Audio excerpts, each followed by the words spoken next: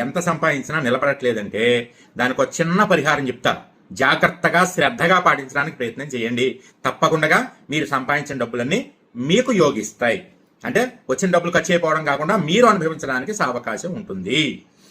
వీలైతే కనుక అందరూ కూడా ఇంట్లో తమలపాకు తీగని పెంచుకోండి. ఎలా పెంచుకోవాలో తెలుసా?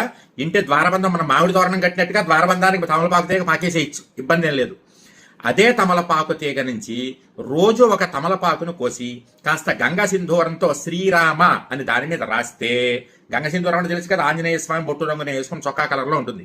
ఆ బొట్టు చక్కగా దాంతో రాసి ఆంజనేయ స్వామి వారి ఫోటో దగ్గర పెట్టి ఓం హరిమర్కట మర్కటాయ నమః అనేటటువంటి నామాన్ని వీలైనన్ని సార్లు చదువుకోండి. ఆంజనేయ స్వామి వారి యొక్క అనుగ్రహం వల్ల మీ దృష్టి దోషాలు, నరఘోష, నరపేడ లాంటివి తగ్గి మీరు సంపాదించిన డబ్బులు మీ ఇంట్లో నిలబడతాయి. ఇంట్లో రోగాలు తగ్గుతాయి, కష్టాలు తగ్గుతాయి.